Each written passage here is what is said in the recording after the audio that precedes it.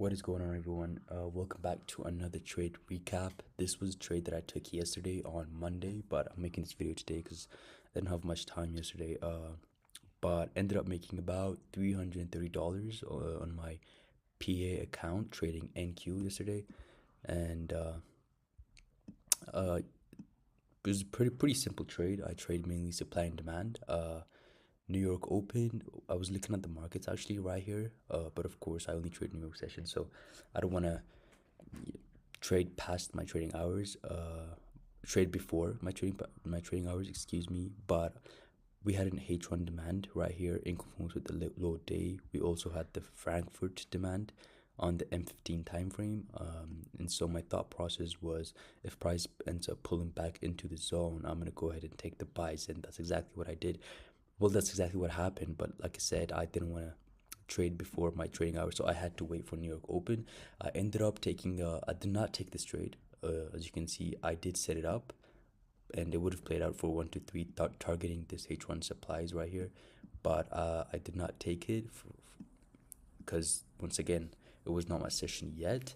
But I did end up securing this 1 to 1 off of the M5. If I go down to the M5 time frame, I ended up taking it off of this area of demand that was created during New York, pre-New York technically, but I do look at the markets at 8:30 New York time, Eastern time. So I saw this demand created. I saw this rejection. It manually took this trade for 1 to 1. I executed. I was targeting 1 to 2 originally, but of course, uh, I didn't like the fact that we weren't in New York session yet, and I've just seen this in the past when New York usually opens, gives a dump, manipulates, and then gives the actual push up, and that's exactly what happened here. So I ended up securing a 1 to 1, which is what gave me the $250 ish, and then I also ended up taking this quick scalp position from this H1 demand during New York, because if you look closely here, the H1 demand wasn't actually tapped into. That was created during Frankfurt.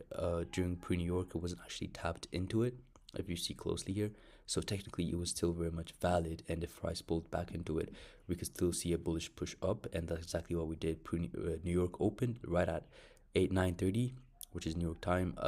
Price manipulated all the way down, got to the H1 demand, rejected the low day, and then we see a massive push up, and this is where I ended up making about $80 to $100 roughly, on a quick scalp position to the upside. I could have held for way longer, but I didn't want to get greedy considering the fact that I was already up for the day. So I ended up taking a quick scalp, which gave me about $330 for the day. Took 2 trades.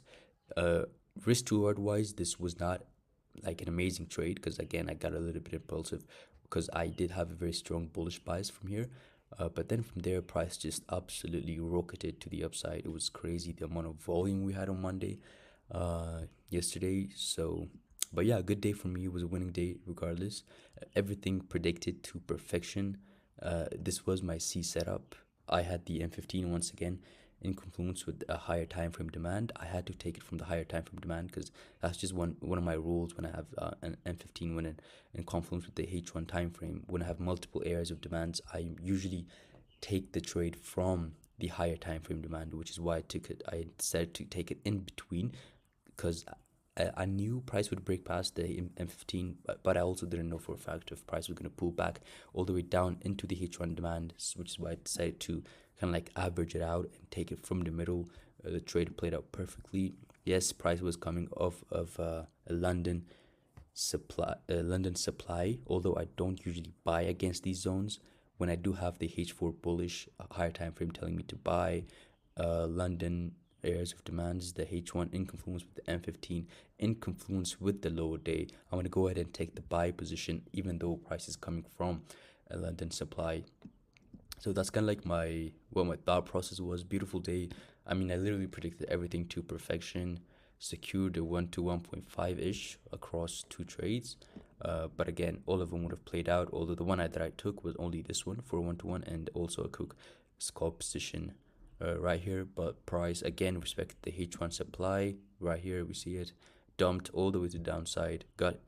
went all the way down back to the H1 demand, respected it again, rejected, and then we see this massive push up. We're currently at all-time highs, and I usually just I don't feel comfortable trading at all-time highs, so I'd rather just kind of like sit it out, maybe trade a different pair for the time being. I also trade EU on the side, so we'll see how it goes. But usually price gets tends to be a bit choppy when it's at all-time highs, for me from experience personally. So we'll see how that goes. We'll be very cautious moving forward.